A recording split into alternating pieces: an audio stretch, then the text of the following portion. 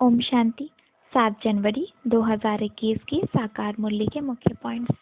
अभी संगम युग पर बाबा आकर हमें ज्ञान देते हैं और याद दिलाते हैं कि जब भारत स्वर्ग था, जब एक ही आदि सनातन देवी देवता धर्म का राज्य था, तब हम सब घोर उजाले में थे। यहाँ उजाले का अर्थ है कि वहाँ अथाह सुख, शांति, धन संपत्ति थी। हर एक आत्मा जीवन मुक्ति में थी। वहाँ तेरा मेरा ऐसा कुछ भी नहीं था। सत्य को तो कहते ही हैं अमरपुरी, क्योंकि वहाँ सबको अमरता का वरदान प्राप्त था। वहाँ अकाले मृत्यु नहीं होती थी। हर कोई अपनी इच्छा से शरीर छोड़ते थे। आज बाबा ने हम ब्राह्मण बच्चों को, जो स्वर्ग में देवी देवता कुल में राज्य करके आए हैं, हमें हमारी 84 जन्मों की कहानी सुनाई कि कैसे सत्युग के घोर उजाले से फिर आत्मा नीचे उतरते उतरते अभी कलयुग में घोर अंधियारे में है। सत्युग में आत्मा 16 कला संपूर्ण निर्विकारी होती है, इसलिए ज्ञान के उजाले में रहती है। त्रेता में आत्मा की 2 कलाएं कम हो जाती हैं। फिर द्वापर तक आते आते आत्मा विकारी रूपी रावण में घिरने लगती है और अभी कलयुग के अंत में आत्मा पूर्ण रूप से पतित विकारी बन अज्ञानता के अंधेरे में आ जाती है।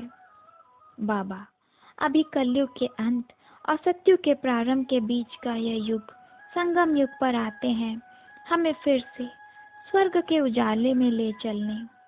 यह भी ड्रामा अनुसार बाबा का पाठ बना हुआ है कि जब हम खुद को ही भूल खुद की ही पूजा शुरू कर देंगे, जब आत्मा पूरी पतित बन पुकारेगी कि हे पतित पावन आओ और आकर हमें पावन बनाओ, तब बाबा सर्व का सद्गति दाता बन भारत के खास और पूरी दुनिया के आम सद्गति दाता बनकर आएंगे, क्योंकि सभी उनके बच्चे हैं। बाबा मनुष्य सृष्टि का बीज रूप होने के कारण कहते हैं, मैं सारे झाड़ के आदि मध्य अंत को जानता हूँ, इसलिए उन्हें नॉलेजफुल कहा जाता है। और यह नॉलेज फिर बाबा आकर हमको भी देते हैं। बाबा पूरा ज्ञान देते हैं कि इस बीज से झाड़ कैसे निकलता है। यह है उल्टा झाड़।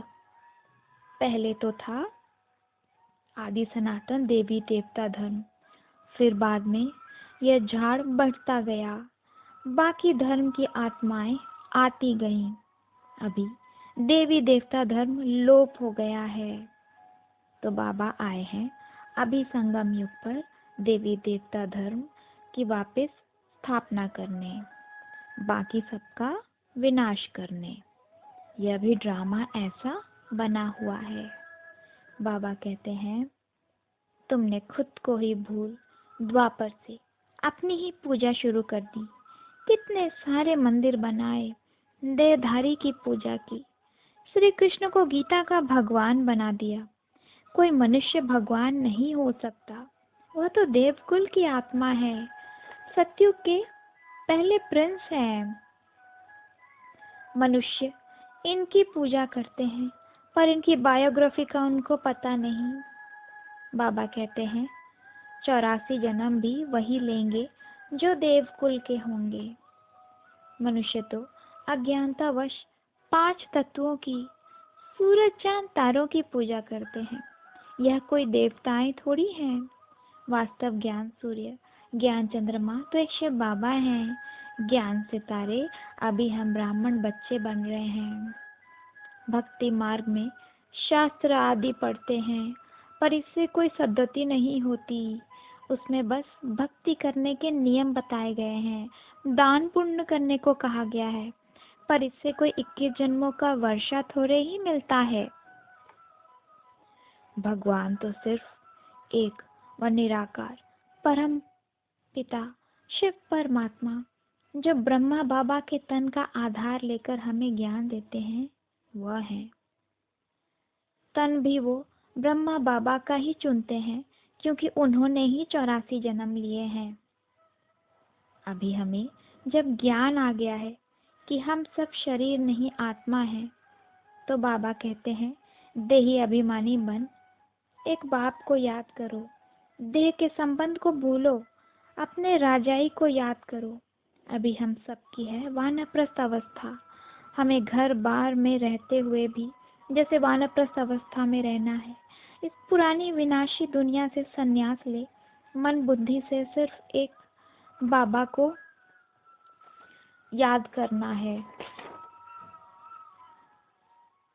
लौकिक में जैसे देखा है ना, सन्यासी जब वानप्रस्थ में जाते हैं तो गुरु आदि करते हैं, उनसे मंत्र लेकर अपना उद्धार करने के लिए।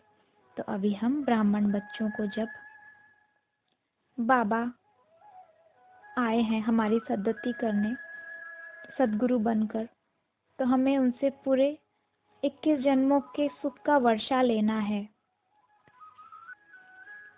वरदान में आज बाबा ने कहा कि विश्व परिवर्तन के श्रेष्ठ कार्य की जिम्मेवारी निभाते हुए डबल लाइट रहने वाले आधार मूर्त भव। तो बाबा कह रहे हैं कि जो आधार मूर्त होते हैं, जो अभी देवी देवता धर्म के आधार हैं, उनके ऊपर सारी जिम्मेवारी होती है। वो जो भी कदम उठाएंगे, दूसरे उनको देख बिल्कुल वैसा ही फॉलो करेंगे। यह जिम्मेवारी है, लेकिन यह जिम्मेवारी हमारी अवस्था को बनाने में बहुत मदद करती है, क्योंकि इससे अनेक आत्माओं की आशीर्वाद मिलती है, जिस कारण जिम्मेवारी हल्की हो जाती है। यह जिम्मेवारी थकावट मिटाने वाली है। स्लोगन है, दिल और दिमाग दोनों का बैलेंस रख, सेवा करने से सफलता मिलती है। अच्छा, ओम शांति।